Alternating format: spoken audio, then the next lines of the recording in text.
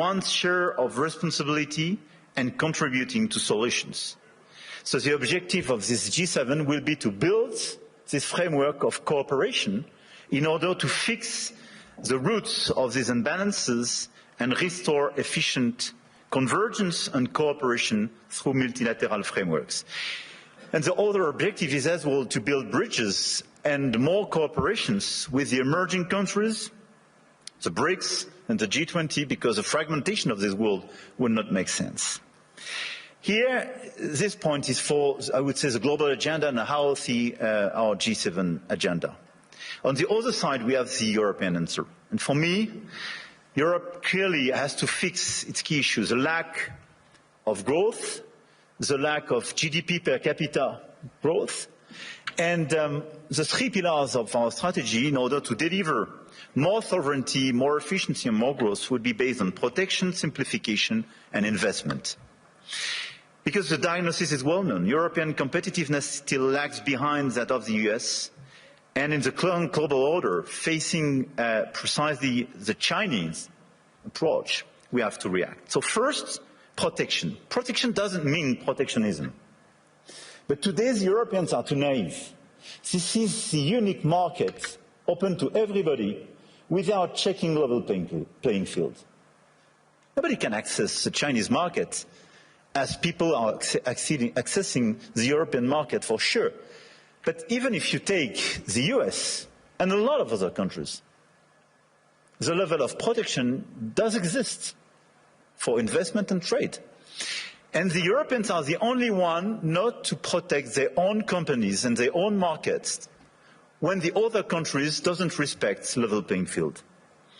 This is why we have to be much more realistic if we want to protect our chemical industry, our industry, from the automotive sectors to a lot of others, because they are being literally killed by the lack of respect of a normal framework and level playing field.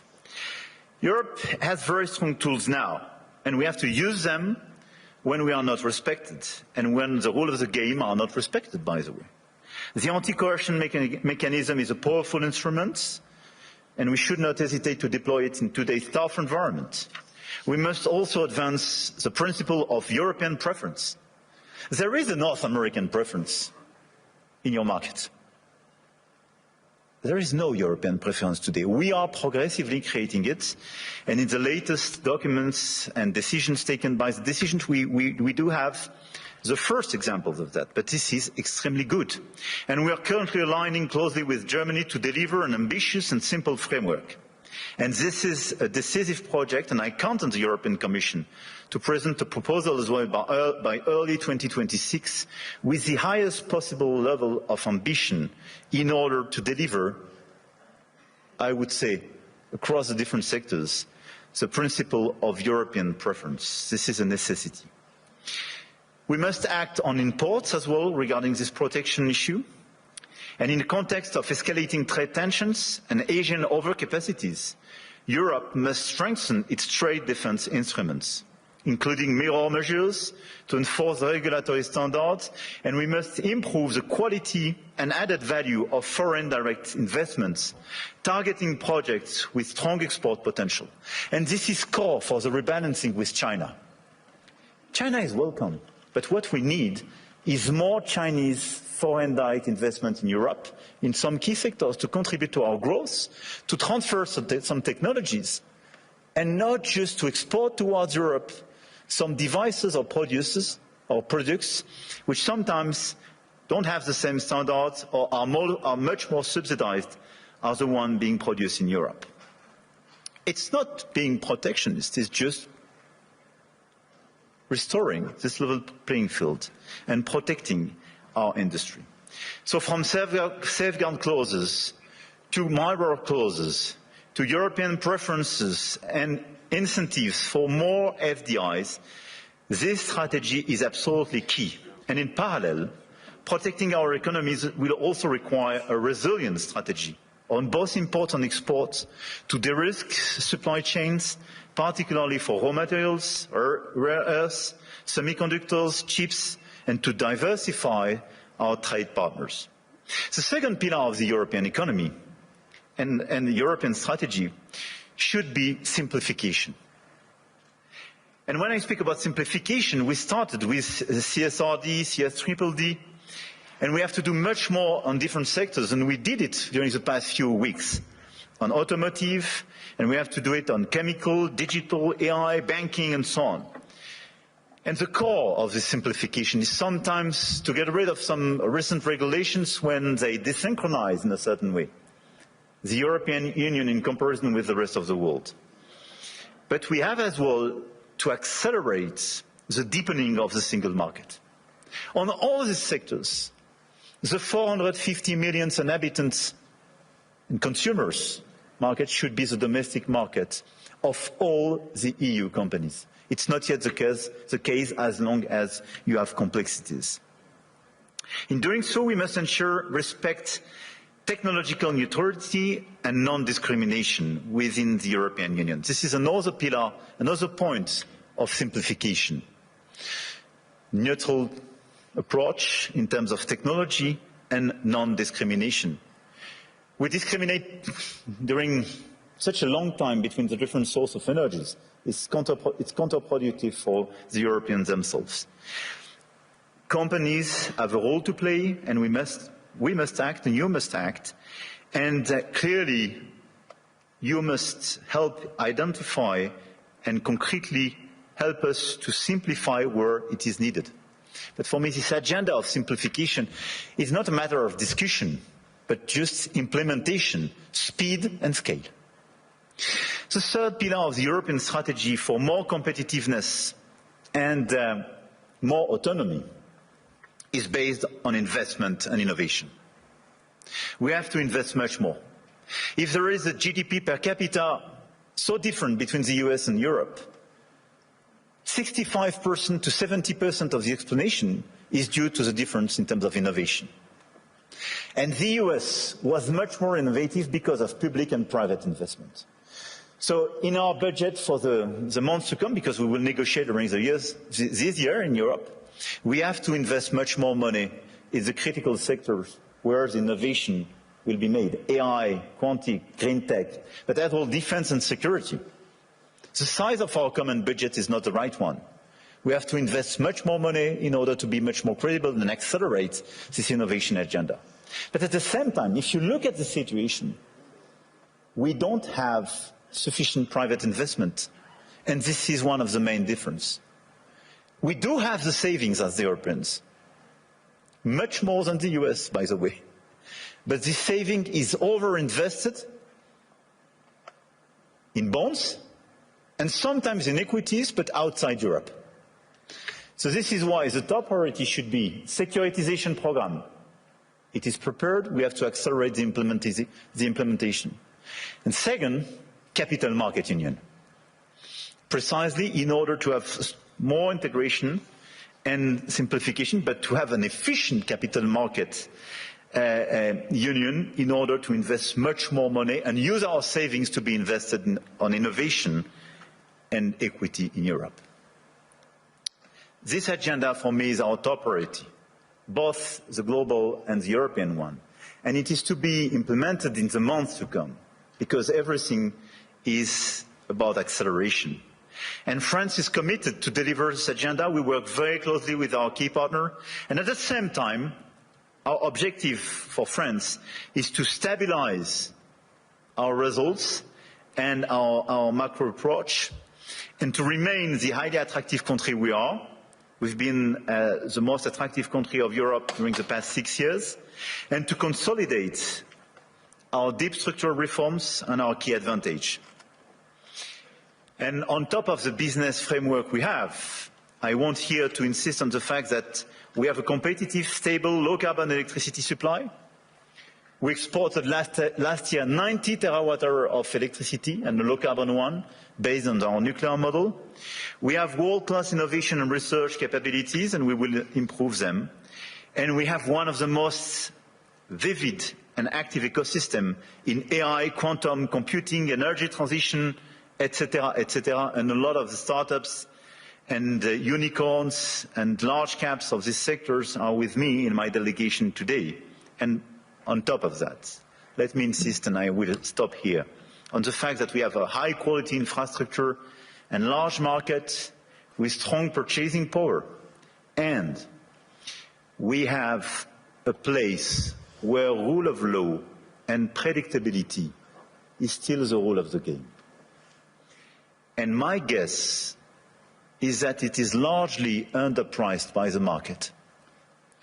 And beyond what you can do in terms of investment, what you can do in terms of strong ambitions, having a place like Europe, which sometimes is too slow, for sure, and needs to be reformed, for sure, but which is predictable, loyal, and where you know that the rule of the game is just the rule of law, it's a good place. And I think this is a good place for today and for tomorrow. So we will be committed during 2026 to try to deliver this global agenda in order to fix global imbalances through more cooperations. And we will do our best in order to have a stronger Europe, much stronger, and more autonomous, based on the pillars I just mentioned, and based as well, and we can revert in the dialogue, but on more investment and commitments on defense and security, because we have to invest much more and invest much more.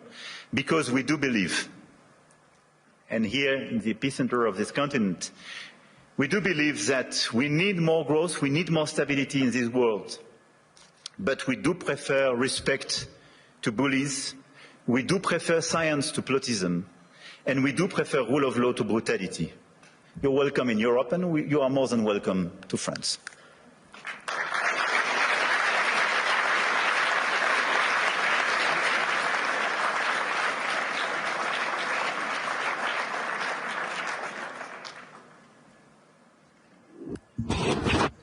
What I'd really like to ask you, how's your last few days been?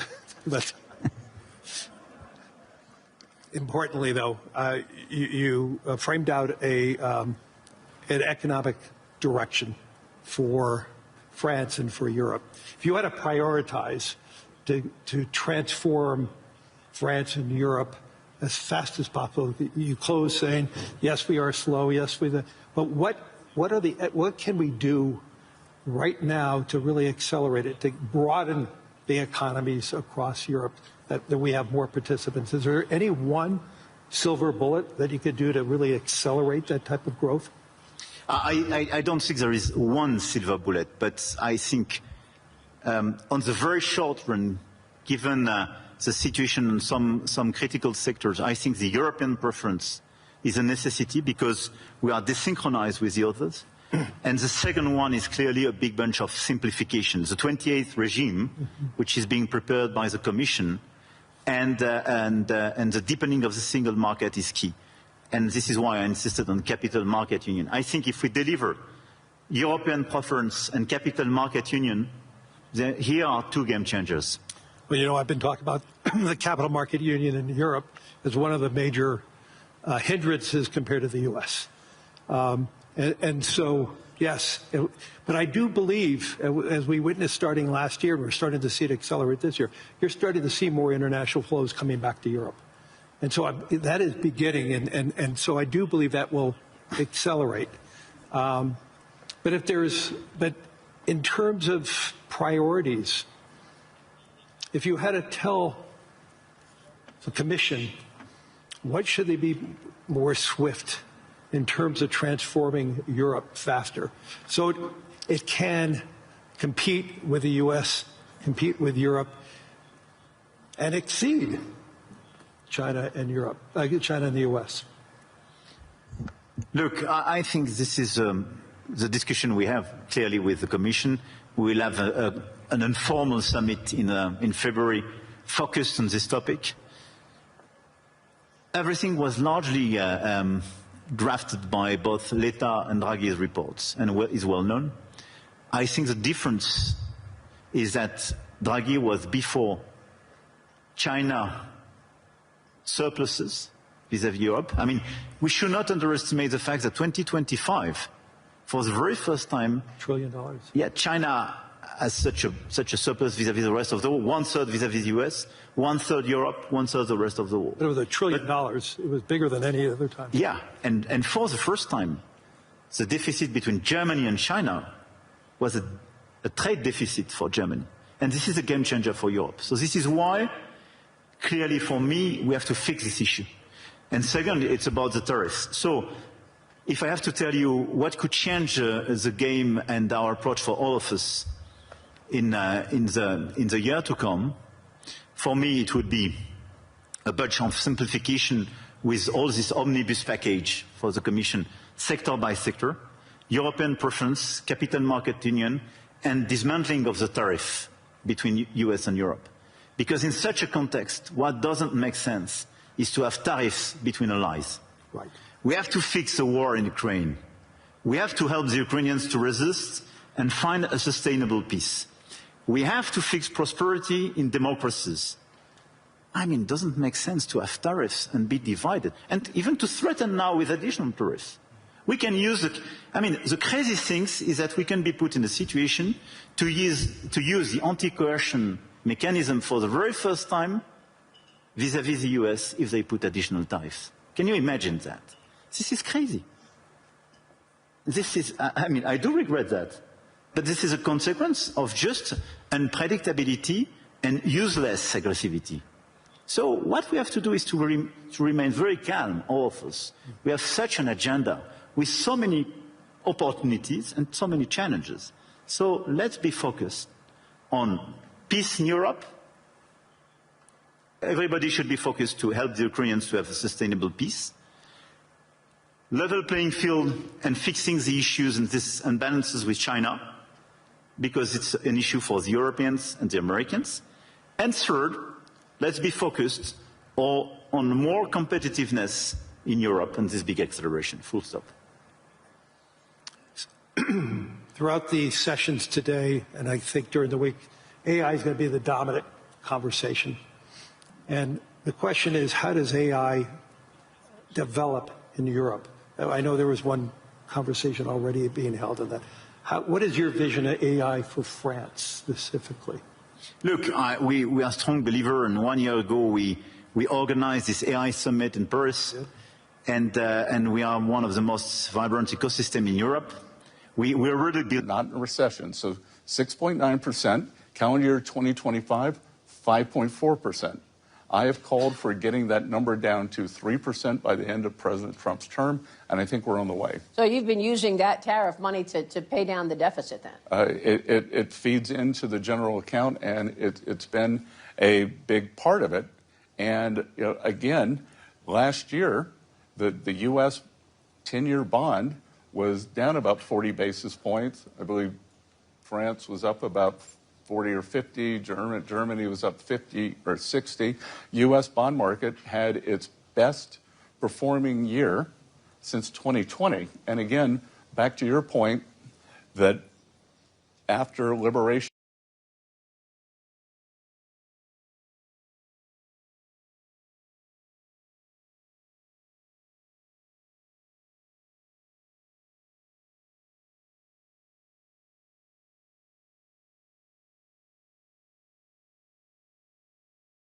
scientists, mathematicians, and so on, and we are increasing our training programs and our capacities, and we have several hubs being identified, and we have a critical ecosystem with LLM champions, but as well we have startup on AI and quantum, I don't forget them, which are extremely present in all these different fields. One of the best evidence of the attractiveness AI activities. We have a national grid, super pilotable. Third, we have available capacities for more data centers and computing capacities.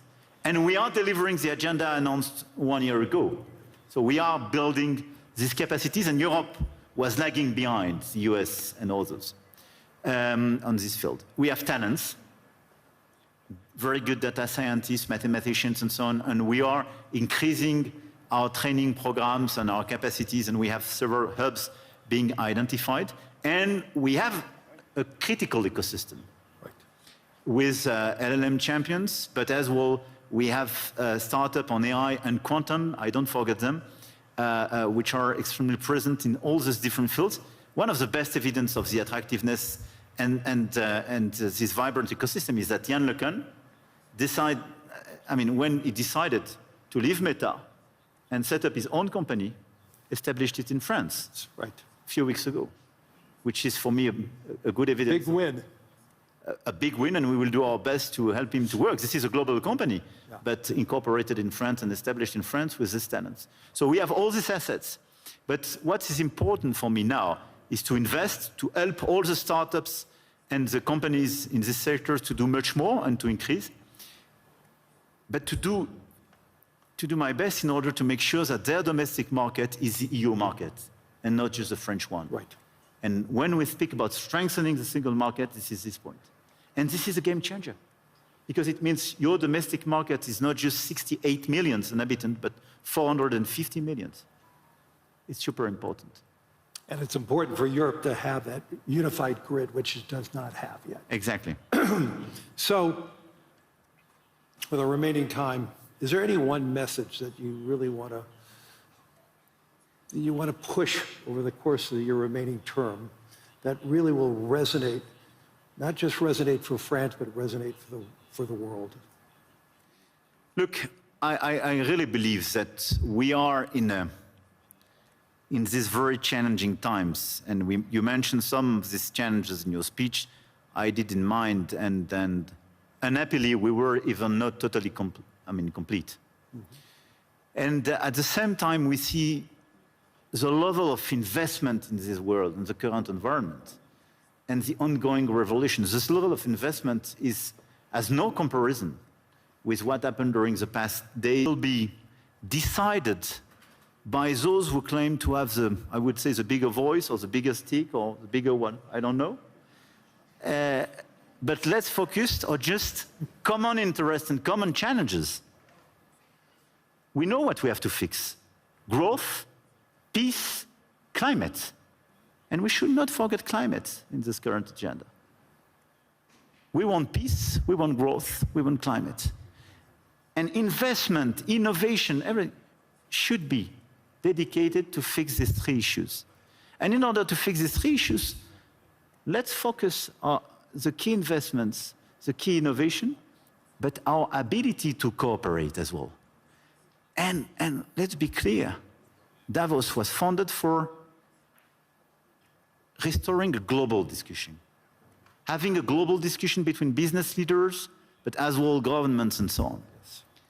A global discussion is a discussion where everybody is respected and where you provide an improvement and a way forward for every place and every people in this world. This is the only way to make it sustainable. And I think this is the right way to do. And even if this is less present in the global debate today, we should focus much more on this approach. More cooperation, and let's focus on our key challenge to deliver peace, prosperity, and decarbonization of our economies for our fellow citizens. This is our duty. As business leaders, as head of states and governments, and we have everything in order to deliver this agenda. Just let's be coordinated. Let's not waste time with crazy ideas. Let's not open Pandora box or new topics.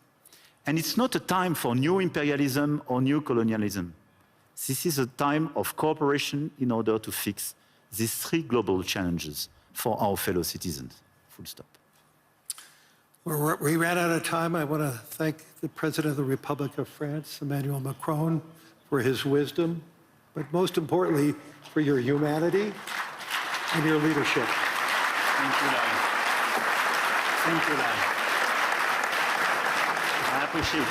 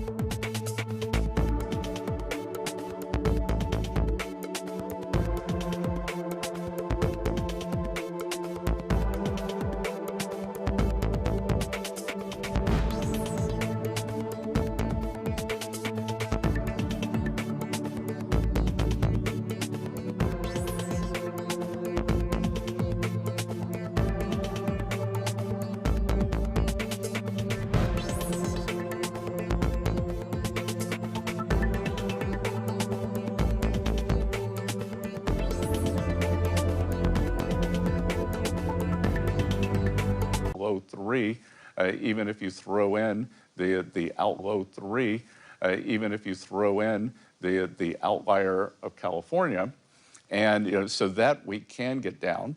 And we are working every day to get things down. And affordability is two pieces. Affordability is price level, but it's real incomes. Real incomes have gone up every month since President Trump took office. And as I said, I think we're going to see a big year for real incomes this year. Wow. And you said in terms of the tax refunds, are we talking about thousands of dollars that people will be getting as a result? We could see, for working families, for each wage earner, we could see up to $1,000 per wage earner. Okay. You said that prices are still coming down, but they're still elevated. The president announced many things, a litany of things, just in the last 100 days. And I want you to walk through some of these things and tell us why they're important, because he put a ban on large institutional investors purchasing single-family homes. He asked for $200 billion purchases of mortgage-backed securities, and he put on a proposal for a 10% cap on credit card interest rates. We know credit card interest rates are always soaring, up to 28, 30% in some cases. That's going to cut into earnings of the bank, certainly.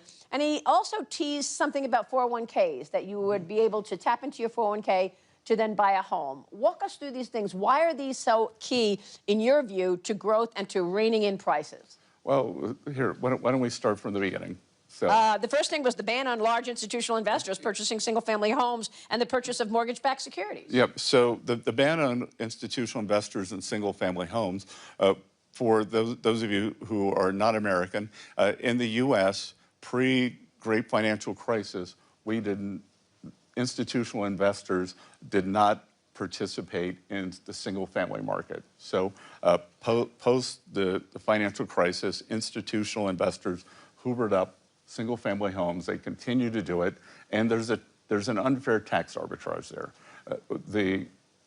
You and I have a mortgage. We can deduct the mortgage amount.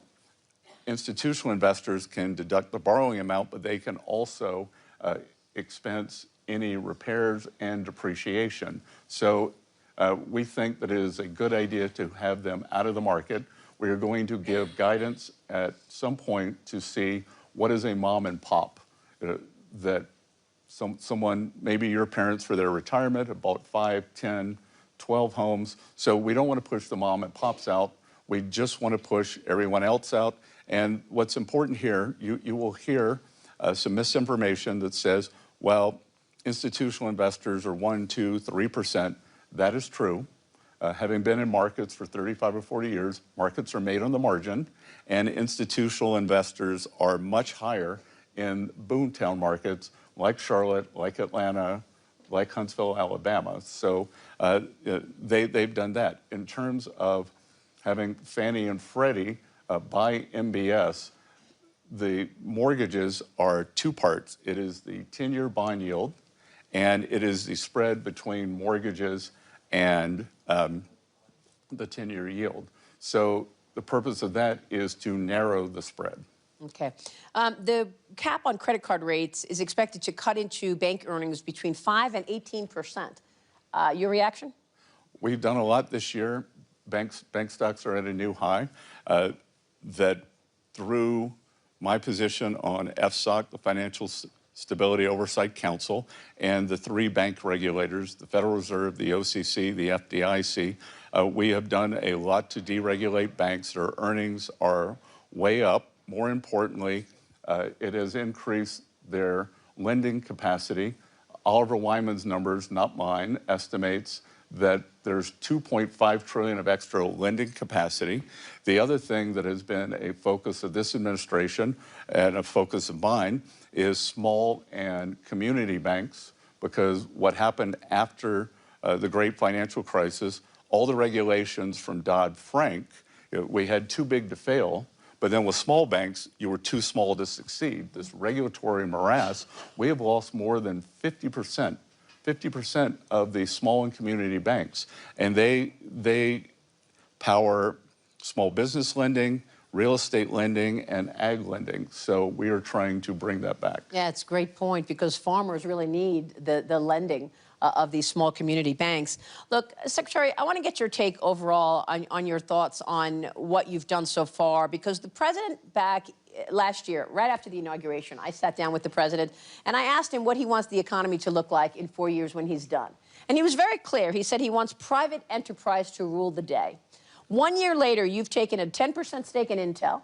You've taken a stake in MP. Now, I know that these are national security issues.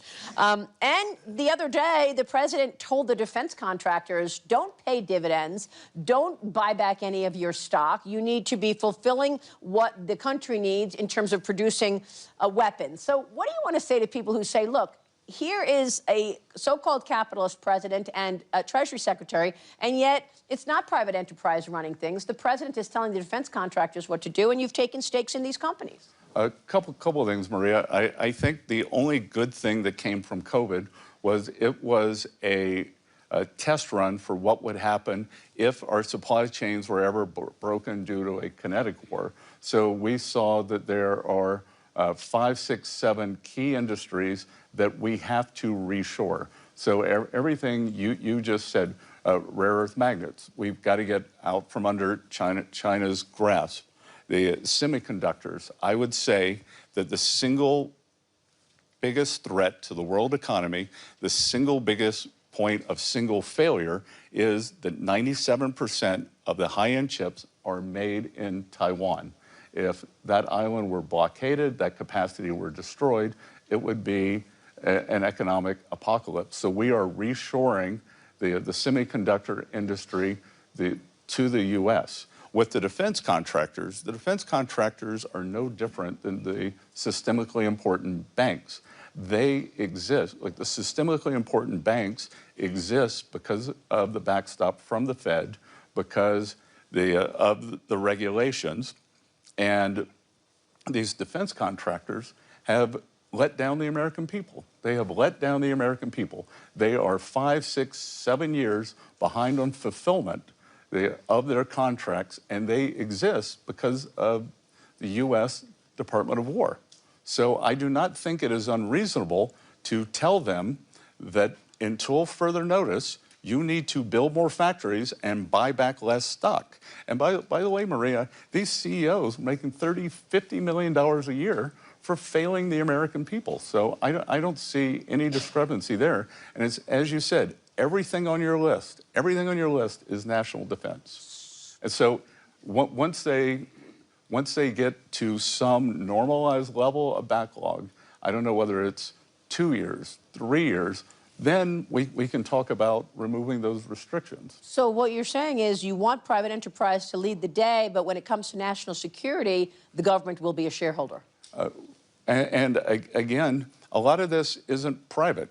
You know, we have seen what happens when the free markets get kind of perverted, because what happens with critical minerals, that several companies have tried to stand up critical minerals facilities in the U.S., and the Chinese come, lower price, undercut them, and then they're bankrupt. So we are going to put in a system, price floor, price ceilings, and when you talk about multilateralism and the U.S. leading, I just hosted at Treasury last Monday the G7++, so G7 plus Australia, plus India, plus Mexico, plus South Korea, and we are working at warp speed to create a critical minerals block where we can mine, process, and refine critical minerals, and China won't have this sword over our heads. So how long do you think it will be until the United States is, in fact, independent in terms of the refinement of these minerals, independent in terms of oil, et cetera? I mean, I know that the U.S. is the largest producer anyway, but do you expect this year, next year, what's your timetable in terms of the U.S. not relying on China for these things? Well, obviously for energy, we are independent. We're an energy superpower, and I would say 18 to 24 months. I went down about 2 months ago to my home state of South Carolina, and in South Carolina, for the first time in 25 years, there's a producer there who made rare earth magnets. So they are starting to come off. The the supply chain. They believe that within 2 years, they can fulfill most of the rare earth magnet needs for the U.S. And then we also want to help our allies because the supply chain is important. Mm-hmm. What do you want to say about sanctions, something else you've been working on, of course? What are you planning there in terms of Iran and the impact there? Do sanctions actually work? And the same question with regard to 500% secondary sanctions or tariffs on countries who purchase energy products from Russia. Okay, so two things there. There are Treasury sanctions. And if you look at a speech that I gave at the Economic Club of New York last March, I said that I believe the Iranian currency was on the verge of collapse, that if I were an Iranian citizen, I would take my money out. President Trump ordered Treasury and our OFAC division, Office of Foreign Asset Control, to put maximum pressure on Iran, and it's worked. Because in December, their economy collapsed. We saw a major bank go under. The central bank has started to print money. There is a dollar shortage. They are not able to get imports, and this is why the people took to the street. So this is economic statecraft. No shots fired, and things are moving in a very positive way here. On the 500% tariffs on the buyers of Russian oil, that is a proposal that Senator Graham has in front of the Senate, and we will see whether that passes. We don't believe that President Trump needs that authority, that he can do it under IEEPA, but that the Senate wants to give him that authority. And just to be clear, that we have Europe buying Russian oil still 4 years later, they are financing the war against themselves. India started buying Russian oil after the conflict began, but President Trump put a 25% tariff on them, and India has geared down and has stopped buying Russian oil. And then 3, China is a very large buyer of Russian oil, as they are of Iranian oil, as they were of Venezuelan oil. But guess what, Maria? No more Venezuelan oil for them. So would you treat China the same as the others in terms of buying Russian oil with regard to tariffs and sanctions? Well, we'll see what happens with this Senate bill and with the Iranian oil. That'll be up to President Trump. Secretary, what do you want to say about artificial intelligence and the idea that AI efficiencies will likely kill jobs? A lot of people are worried about jobs. Do we have a plan in the U.S. government right now in terms of job creation in the face of AI efficiency killing jobs? Well, Maria, we are seeing the record factory groundbreakings. That's why President Trump wants to bring back these precision jobs to the U.S. And historically, every productivity boom has led to job growth. Now, can there be some toing and froing in terms of people changing professions? I can't remember what the number is. Maybe you know it. 50–60% of the professions today didn't exist 30 years ago. Well, it's a big number. Technology. It's a big number, but it's something we're very cognizant of. We haven't seen it in the numbers yet. I think that it could be very different than what we saw with the China shock. The China shock was a blue-collar phenomenon.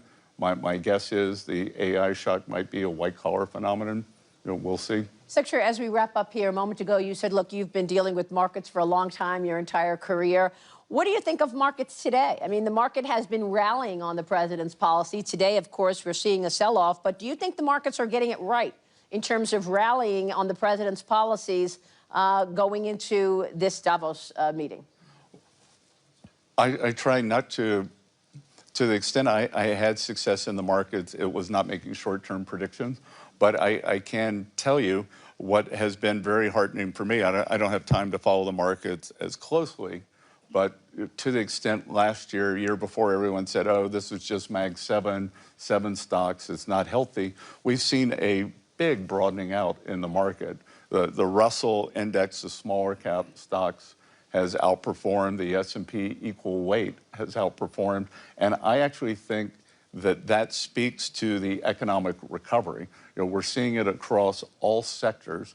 Our friend Ed Hyman at ISI does these corporate surveys. Corporate surveys are the highest that they've been since June 22, and I think you're starting to see it in all sectors of the market. And the market follows the economy. And again, I just think that we have the best place in the world. Come, build your factory, you have tax certainty, you have regulatory certainty, and you have energy certainty. And of course, deregulation. And that was one point that I wanted to make before we wrap up here, that Mario Draghi wrote a report 2 years ago about regulation in Europe, and the fact that the largest market cap company in Europe is Novo Nordisk because of Ozempic, about $400 billion or so. And we just saw NVIDIA in the United States hit $5 trillion. Well, clearly, Maria, the innovation, the change, and the ability to adapt is in the U.S. The U.S. is the innovation capital of the world. I don't think anything's going to change that. I was just asked in another meeting by some business leaders, what advice would you give to Europe? And I said I would operationalize the Draghi report, because the EU was supposed to cut down on red tape, but it is logarithmically increased it. When I talk to tech executives, they will tell me it is easier doing business in China than the EU. Wow. That's not a great stat. I had a European businessman come to see me the other day. He said, Secretary Bessent, it took me 3 days to get an appointment with the White House and with you. It took me 90 days to get an appointment with Ursula von der Leyen, and we are one of the largest employers in Europe. So there's just a different mindset here, and I think the mindset has got to change. It's got to change to a growth mentality, and that's President Trump's invitation is we are growing, we're deregulating, and come and join us. The U.S. is going to host the G20 meeting next year, and on the finance track, we have identified the greatest financial risk as a lack of growth, because post-COVID, every government balance sheet has ballooned, and we have this gigantic government debt. There are two ways. You can either cut your way out of it through austerity, no voter wants that, or you can grow your way out of it. So we are inviting the world, come grow with us, prosper with us, and we can all do it together. Secretary, thank you very much. Good. U.S. Treasury Secretary Scott Bessent, thank you so much. Thanks, Maria.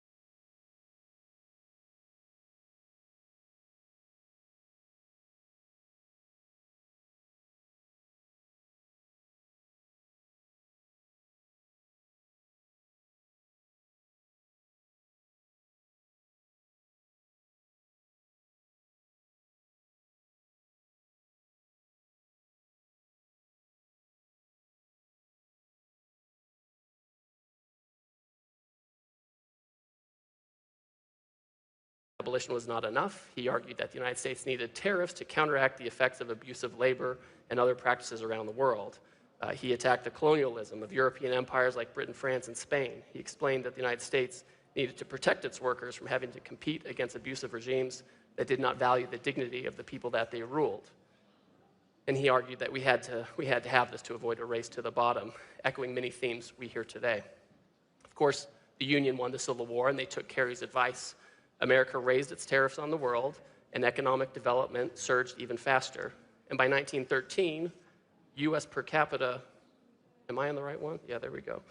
U.S. per capita industrial output was the greatest in the world, 10% greater than that of the UK, and 600% larger than it was in 1860. According to one study, American industrial production soared by over 1,000% between 1860 and 1910. However, this growth did come